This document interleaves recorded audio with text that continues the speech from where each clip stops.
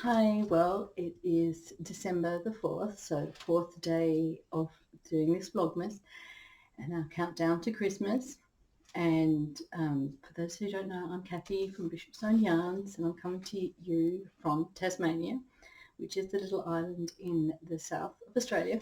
So, of course, we have summer at the moment, and today is another one of those really nice warm days. I've just come in from outside. I just went outside to have a look at a few things and ended up doing a bit of work in the garden and doing a bit of pruning of the roses. And it is so warm and muggy out there that I thought I would just come in and quickly give you a little update on what I've been doing today. So, of course, when I woke up this morning, Australia and Argentina were playing in the soccer, and everyone from the family was, well, not everyone, but two of my children and husband were watching the soccer. So I came down, and then of course we had a look. They had their advent chocolates, and then we started putting the Christmas tree up. So I've got kind of halfway through putting the Christmas tree up, and I'll put the footage in for that later. And then what else have we been doing? Yeah, just getting stuff ready, putting the Christmas tree up, and then I've been out in the garden. And we had morning tea. So, and I'll put a photo in of what we had. So, part of, I guess, on the blog, these vlogs, I'm going to talk a little bit about, I suppose, some Christmas kind of food, or not necessarily Christmas food, but some of the food that I'll be eating my way through December. And so at the moment, I've got a cup of tea here, which I'm going to try. It is the Twinings Orange and Cinnamon. So it says, our orange and cinnamon is bright, fragrant and refreshing in the perfect accompaniment for escaping the hustle and bustle of your day. Ooh, which sounds really, really nice. This was the most, just when I went shopping yesterday, this was the most, the most festive kind of flavour that I could find just in the supermarket. So I thought I would give it a go. And so I have it here. I thought I'll see what it definitely smells very citrusy. And it's very nice. Whoa, sorry, the camera might be moving a bit just because my cat has decided to jump up on everything. It's actually quite a subtle taste. I thought it was going to be quite strong. Well, actually, it's very nice. And I'm not sure if it's a good idea, having come inside from a kind of a very warm and humid kind of day, to having a hot cup of tea. But we'll see how I go. And as you can see, I have just, I lit the candle that I showed you yesterday, and just wondering whether I can't really smell anything yet. This hasn't really kind of come through yet, but I'll wait and see. So that one is the Christmas pudding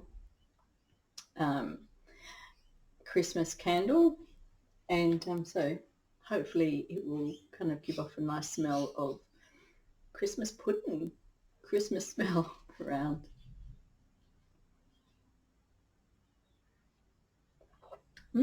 I really, really like this one.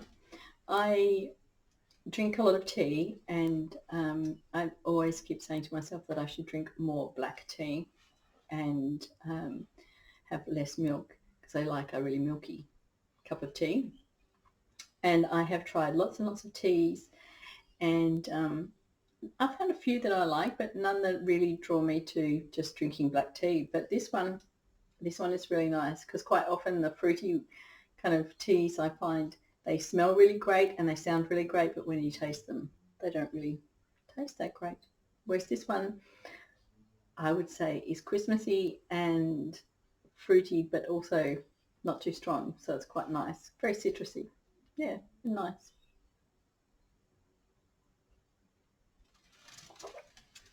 Well,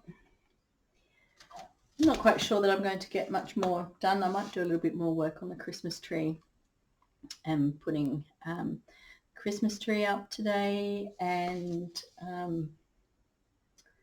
the kids are coming back later tonight for pizza, so we have to start making some pizza this afternoon, and yep, I guess that's about it really. I'll maybe check in later, or maybe not, but I will. I'll put some footage in of what I've been doing. Okay, bye.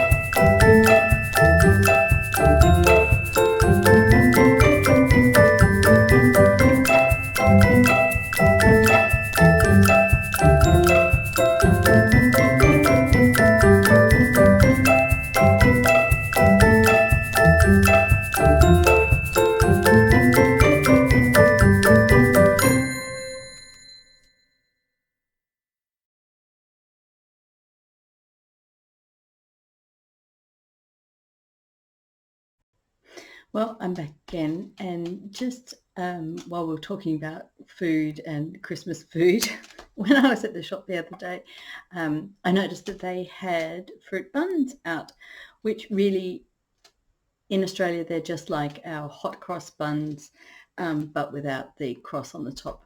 So the kind of Easter fruit buns are out in the shop, and so I thought I would buy a packet, and I've got some here.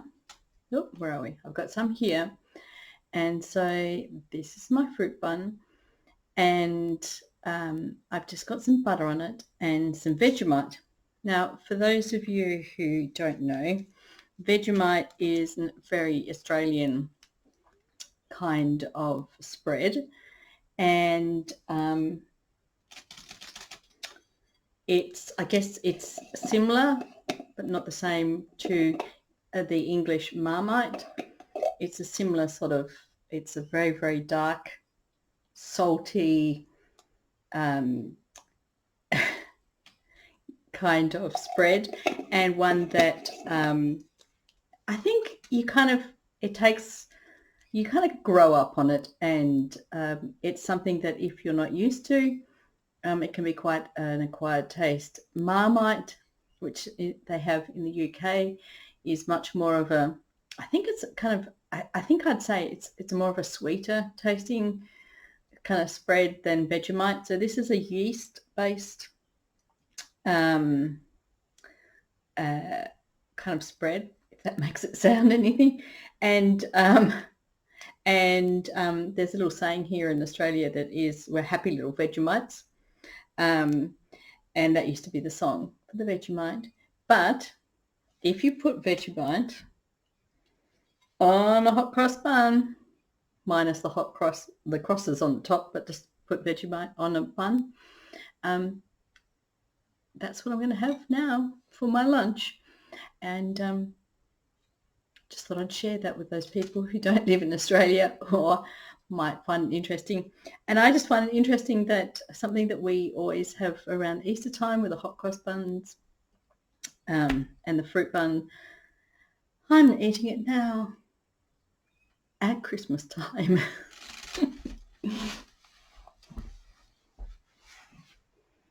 So there it is. Hi, I'm back again. So I thought I would just leave you with a little cautionary tale. Since we were putting the Christmas tree up and we had some decorations out, one of our decorations was on the floor and the cat was playing with it, and then we let the dog in and then all of a sudden I could hear this kind of crunching noise, and I thought, oh my gosh. And so the dog has done her own little bit of decorating here with this ball, and it did take a little bit actually to try and get it back off her. So that is Maya's bit of Christmas decorating all of her own. So yes, be careful. Don't let your pets get to the decorations. Otherwise you too will end up with a little bauble like this.